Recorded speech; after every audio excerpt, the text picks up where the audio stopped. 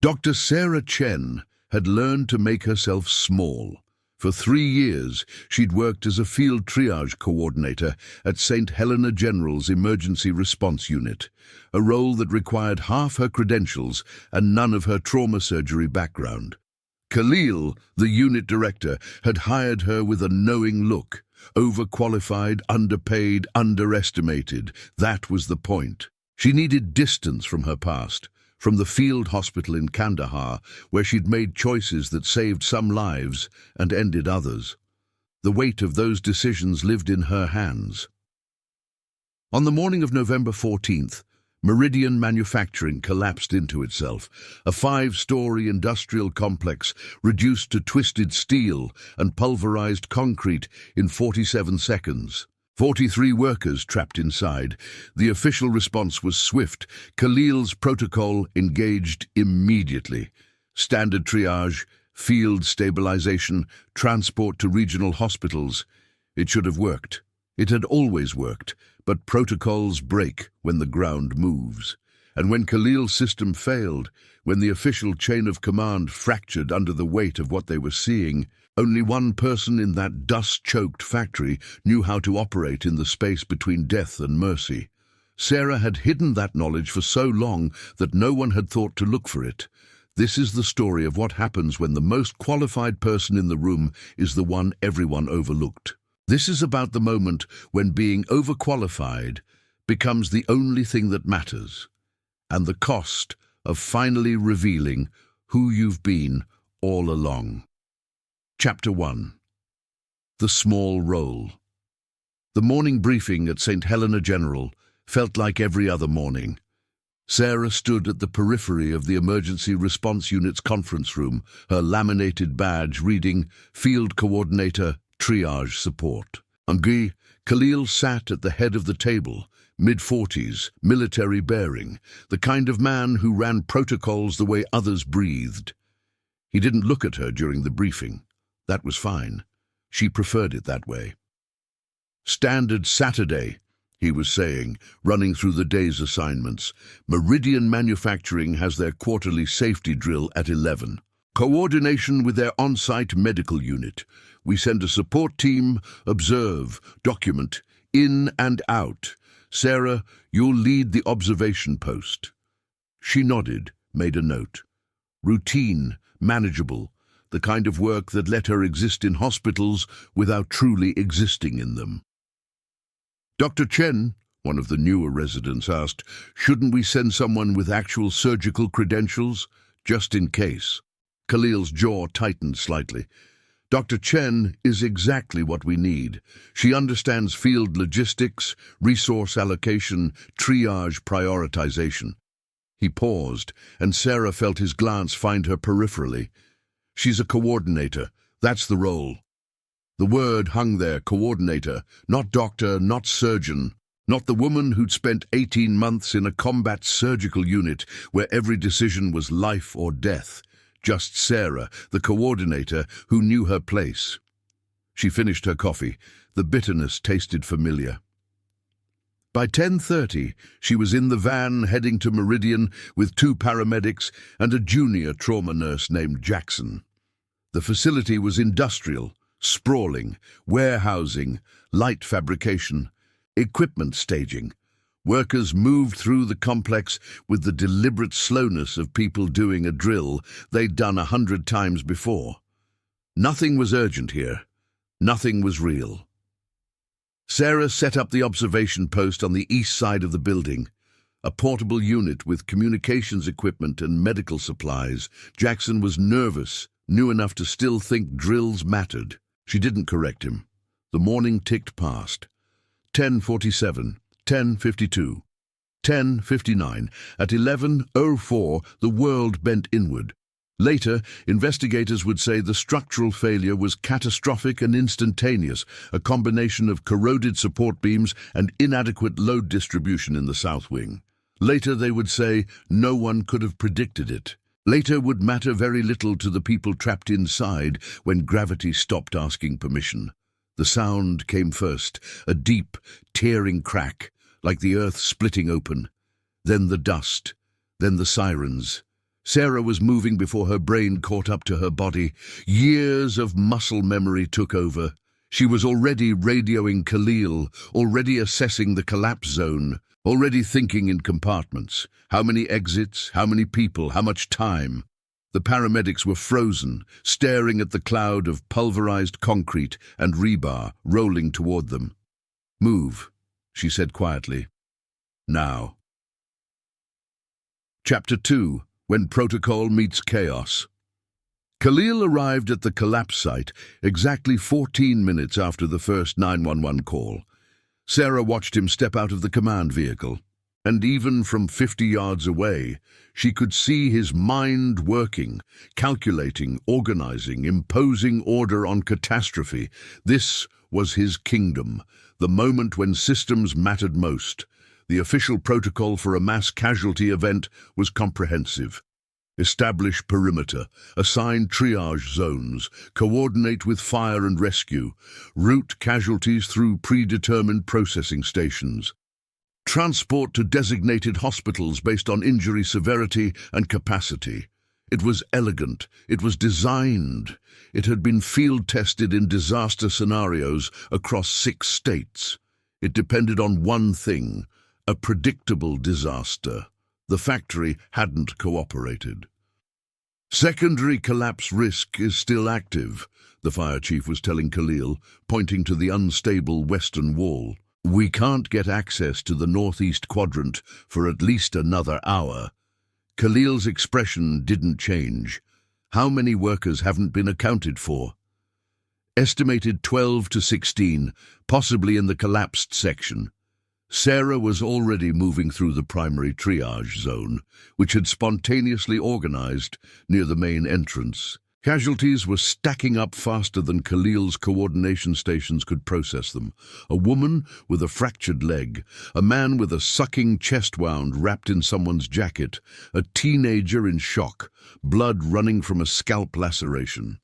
Jackson was doing his best, but his best was following protocol: assess, categorize, prepare for transport. The problem was capacity. The second ambulance had just pulled away, taking 3 critical patients. The next wouldn't arrive for 6 minutes, and there were 7 more critical cases waiting, their vital signs degrading by the minute in the dust and noise. Sarah knelt beside a man in his 50s, construction worker, probable internal bleeding, respirations shallow and accelerating. His pupils were already dilating. She knew this trajectory. In 6 minutes, he would be gone. "We need to get him transported now," Jackson said, glancing at the empty triage staging area. "But protocol says we can't move critically unstable patients until—" "Protocol assumes we have time," Sarah said quietly. She was reaching for the man's abdomen, assessing, feeling the internal damage that she wasn't officially qualified to feel. The knowledge in her hands was muscle memory from another life, another place, another version of herself, a version she'd buried so carefully. "What are you doing?" Jackson asked. "What needs to be done?" Khalil's voice cut across the radio net. "All teams hold stable patients in place. Secondary transport arriving in 4 minutes. Continue standard triage protocols." Sarah looked at the dying man. She looked at Jackson. And she made a choice that would echo through the rest of that day and into the story that would follow. Chapter 3. The moment before revelation. She moved the critical patient anyway. Not because the protocol allowed it, not because Khalil had authorized it, because Sarah Chen, field coordinator, knew something that the standard operating procedure didn't account for. When systems fail, the only thing standing between someone and death is someone willing to break the rules. Jackson stared at her. "You can't just—" "He'll be dead in 5 minutes if we wait," she said. She was already applying a pressure dressing with the efficiency of someone who'd done it 1,000 times before. "Get the oxygen to 15 liters. Elevate his legs. We're moving him to the secondary transport point." She was already flagging down the ambulance crew that was pulling away from the main zone. She was already communicating with a calm authority that made people listen. She was already doing what she'd spent 3 years not doing, making the kind of decisions that commanders make, that surgeons make, that people who've seen death up close make when they're the only ones who understand what they're looking at. The ambulance crew didn't question her. That was the thing about authority and chaos. People recognized it and followed it. Khalil found her 5 minutes later, standing in the dust with blood on her hands and her badge clearly visible. His face was unreadable. "You moved a critical patient outside the processing protocols," he said. "Not a question." "He's alive," Sarah replied. "That's not your decision to make." It was the only decision that mattered. Khalil looked at her for a long moment. Around them, the chaos continued.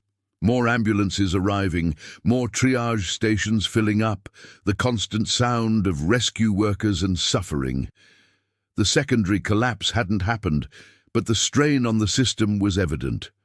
More casualties were arriving. More decisions needed to be made by people who understood what they were looking at. "Where did you learn to do that?" Khalil asked quietly. Sarah met his eyes. "What?" To assess internal bleeding like that, to know exactly what he needed, to move with that kind of certainty when everything else is falling apart. She stopped herself. "You were a trauma surgeon," he finished. The words hung in the dust between them. Everything she'd carefully constructed in 3 years of anonymity was collapsing faster than the building. "I am a field coordinator," she said carefully. "You're a surgeon who's hiding from something," Khalil said. "And right now I don't care why. I need to know if you can do this, because my protocol is failing. We've got 9 more critical cases backed up, and the hospital capacity is maxed out. We need someone making the kind of decisions you just made, the kind only a surgeon can make." Sarah looked at her hands, blood under her fingernails.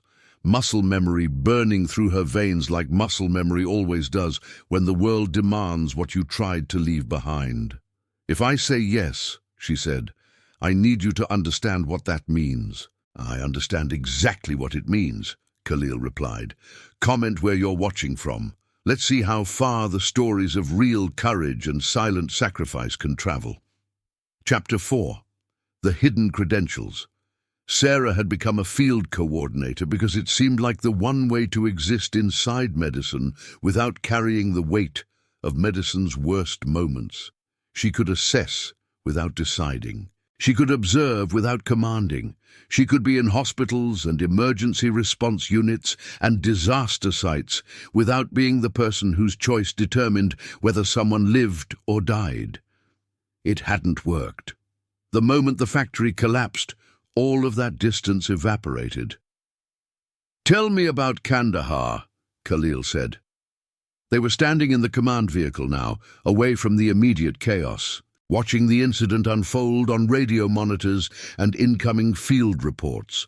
Around them, the secondary teams were working, following protocols that were fraying at the edges because the disasters never cooperated with the protocols.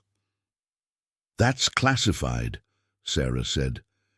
"You're going to be making life and death decisions in the next 2 hours for people in my jurisdiction, so I need to know who I'm working with." Sarah sat down slowly. The command vehicle smelled like coffee and plastic and the particular staleness of emergency response units that had seen too many real incidents to feel comfortable anymore. "I was part of a surgical unit attached to a forward operating base," she said quietly. 18 months. We did emergency surgeries, combat trauma, IED injuries, complications from combat operations, 3,217 surgeries. I saved approximately 87% of the patients who made it to my table, the other 13%. She trailed off. "Weren't saved," Khalil finished. "I made the decision to operate or not operate. I made the decision about who had time and who didn't. I made the decision to use resources on one person and not another. Those decisions, They come with consequences. They do, Khalil agreed. And then you came back and decided you wouldn't make them anymore. I decided I wasn't qualified to make them. You're the most qualified person in this disaster zone, Khalil said bluntly. And right now, the people trapped in that factory need you to remember that. Not for your sake, for theirs. Sarah looked out the window of the command vehicle. The dust was beginning to settle. Rescue workers were moving systematically through the rubble. Ambulances were queuing, and somewhere in the collapsed building, people were dying in spaces where standard protocols had never contemplated how to reach them. If I do this, Sarah said, I need operational authority. I need to be able to move patients, redirect transport, make triage decisions without going through channels. I need my decisions to be final. Khalil nodded. You have it. And I need you to understand that some people are going to die. Not because I failed, but because there's only so much one person can do. I understand. Sarah stood. The moment of stepping back into being a surgeon, into carrying that weight again, felt like crossing a line that she'd drawn so carefully it had seemed permanent. It wasn't. Lines drawn by trauma were only ever temporary. I'll need the senior paramedics, she said. Jackson, and whoever else you trust. I'll need direct communication with every transport team, and I need someone to start coordinating with the regional trauma centers about incoming critical patients. We're going to have at least 6 cases that need surgery within the next hour. Already done, Khalil said. He'd already begun transitioning the response. He was already treating her decisions as operative. Sarah picked up the field radio, and as she did, she felt something settle in her shoulders. Not peace, not acceptance, but the terrible clarity that came from finally admitting what you were and what you were capable of. She'd tried to be something smaller for 3 years. The world didn't have time for smaller. It had room only for what she actually was. A surgeon, making impossible decisions, knowing that some people would live and some would die, and that the difference between them would rest in her judgment. Chapter 5. Mercy Under Pressure. The rescue operations continued through the afternoon, and as the rubble gave up its casualties in waves, Sarah moved through the triage zones like someone who'd been doing it yesterday instead of 3 years ago. The knowledge was still there, it had only been sleeping. A woman pulled from the northeast collapse, crush syndrome, rhabdomyolysis, critical hyperkalemia. Sarah made the call to bypass the main triage station and route her directly to trauma surgery with specific electrolyte protocols. The paramedics listened without question. Khalil didn't override her, a teenager with a penetrating abdominal wound and signs of tamponade. Sarah's hands moved over the wound with the certainty of someone who'd made this assessment hundreds of times. She placed him in the second ambulance with specific instructions about pre-hospital management that would buy time on the surgical table. He would live.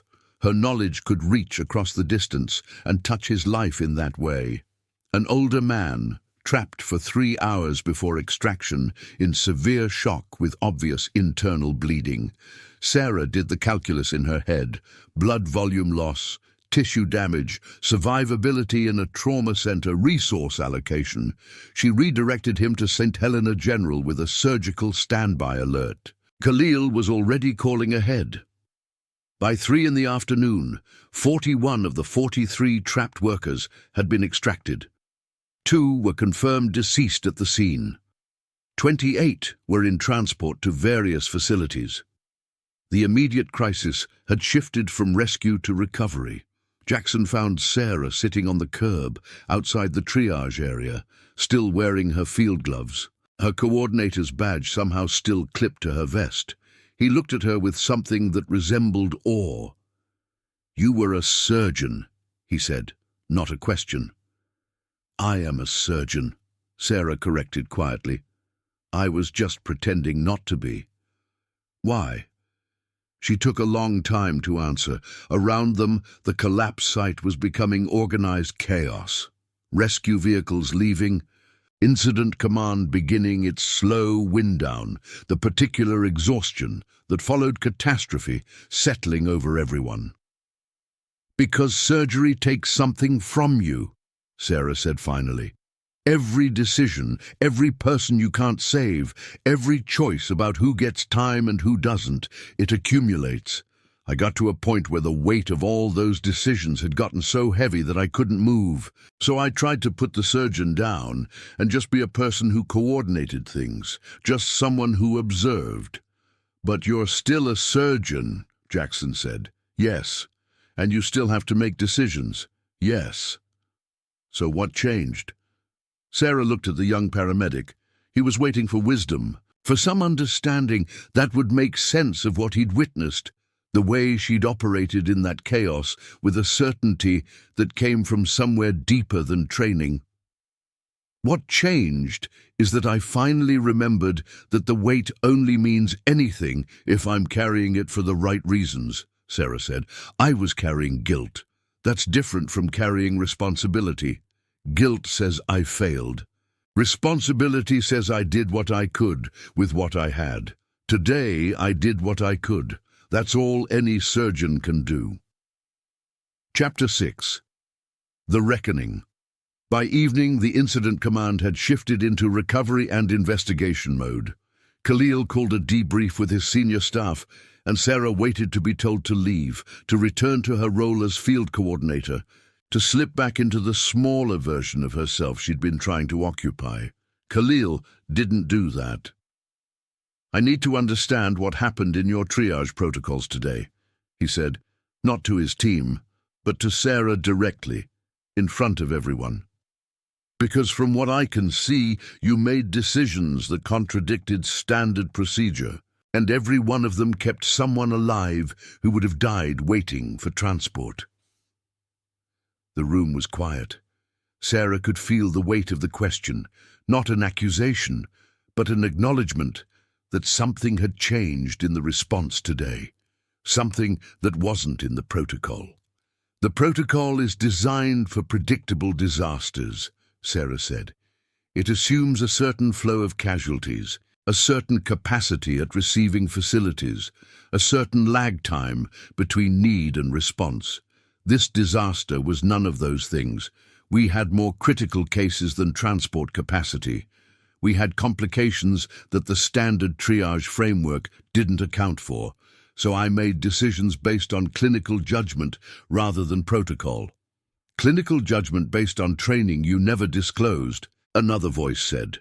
Dr. Marcus, the emergency department director, was looking at her with something between offense and recognition.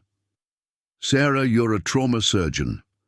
How did you end up as a field coordinator?" "Personal reasons," Sarah said, "but they're not relevant anymore." "They're relevant if you're going to be part of this unit going forward," Khalil said. It wasn't a question. It was an offer. "We need to know who you are and what you're capable of." Sarah met his eyes. The choice was there. Step back into the role she'd built, or acknowledge who she actually was. The second choice meant opening herself to questions about why she'd left surgery, about her past, about the weight she'd been trying to carry invisibly.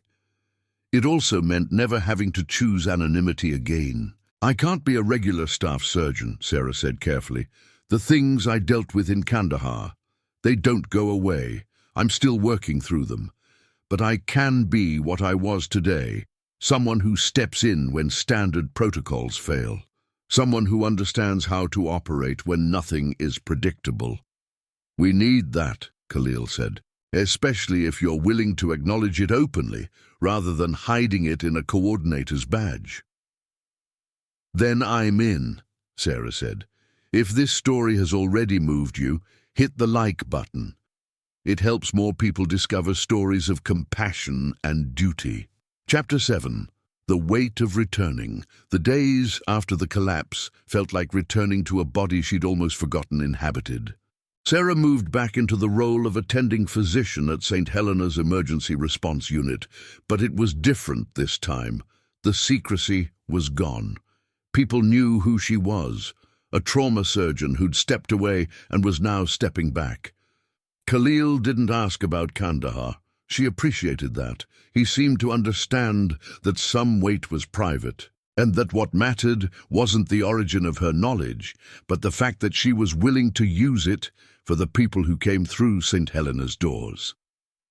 By Thursday, the investigation into the collapse had turned into the familiar architecture of disaster aftermath, structural analysis, litigation preparation, the accounting of how many had been saved and how many hadn't. The answer was 28 survivors, 2 confirmed deceased at scene, 13 more who had died, despite everyone's best efforts, despite Sarah's best efforts.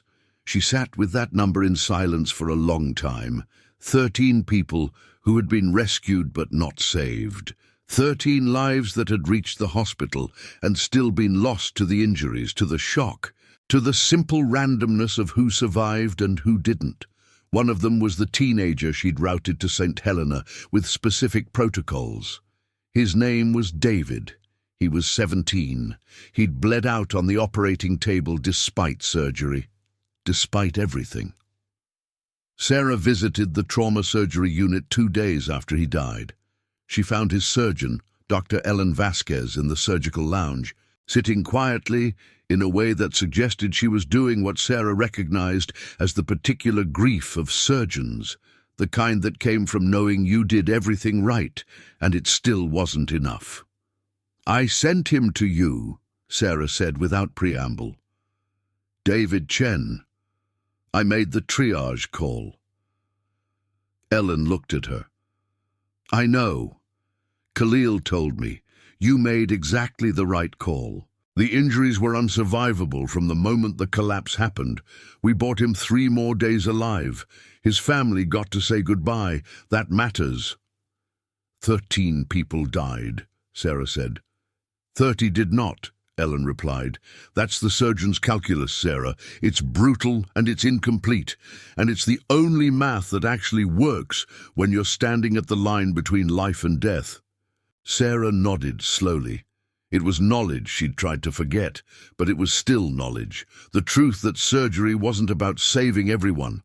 It was about doing the best possible mathematics with broken pieces and impossible choices. "I'm back," Sarah said quietly. "I'm back to being a surgeon, not just a coordinator." "Welcome back," Ellen said. And she meant it in a way that acknowledged every version of loss and return, and the terrible necessity of both. Chapter 8. The Invisible Scar.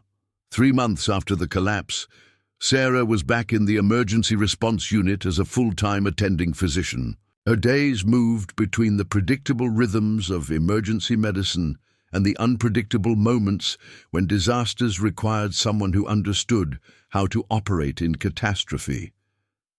She trained Jackson, who'd requested a transfer to the response unit and was becoming genuinely competent at field triage. She worked with Khalil on protocol revisions that accounted for the things they'd learned when their system failed. She sat with paramedics and nurses and residents and helped them understand that the weight they were carrying wasn't a personal failing, but the basic architecture of trying to save lives in impossible circumstances. And she started, very slowly, to talk about Kandahar, not the operational details, but the human toll, with a therapist, with Ellen, who understood the particular language of surgeons' guilt, with Samuel, her spouse, who'd been waiting for her to come back to herself for 3 years and was patient about the version of herself she was actually becoming. The invisible scar, the one Khalil had recognized when he looked at her, didn't disappear, but it transformed into something else, not a wound, but a scar tissue that made her stronger. The knowledge of what she'd survived, what she'd decided, what she was capable of doing in the space between death and mercy. One afternoon, she was doing a consult for a mass casualty training drill, the kind of scenario work that emergency departments ran to stay ready for the disasters they hoped would never come. A younger doctor, maybe 5 years out of residency, was struggling with the ethical frameworks around resource allocation in catastrophe. "How do you decide who lives?" the younger doctor asked. Sarah thought about Kandahar. She thought about the factory collapse. She thought about David Chen bleeding out despite everything.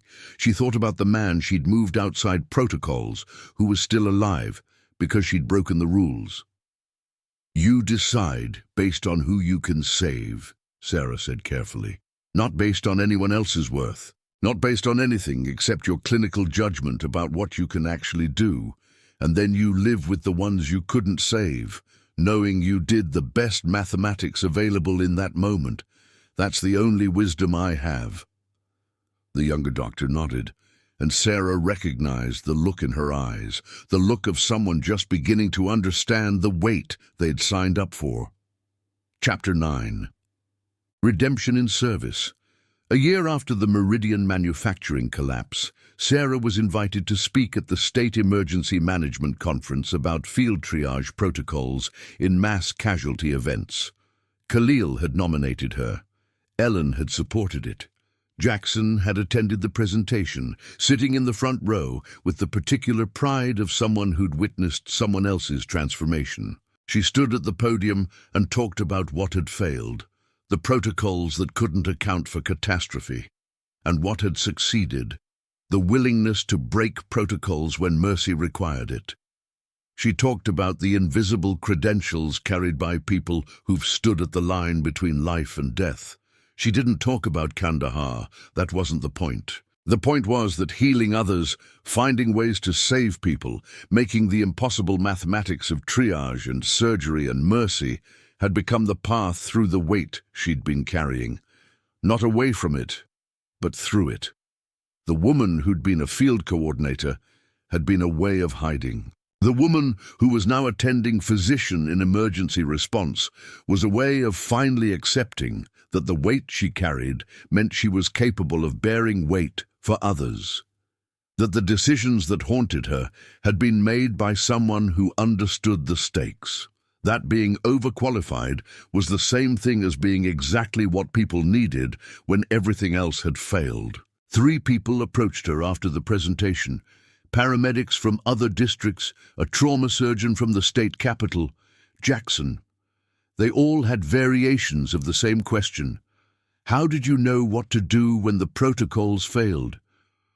I didn't, Sarah said to each of them. I just understood what the stakes were. That's all expertise is. Understanding what can be lost and deciding that the risk is worth taking. That night, she stood on the balcony of the hotel where the conference was being held, looking out over the city. Khalil found her there. "Thank you for bringing me back," Sarah said without preamble. "I didn't bring you back," Khalil replied. "The collapse did. I just recognized what you were and gave you permission to be it." "That matters," Sarah said. "Permission is underrated." They stood in silence for a moment, the particular silence that existed between people who'd operated together in catastrophe and lived through it. "The next disaster is coming," Khalil said eventually. "Could be next month, could be next year.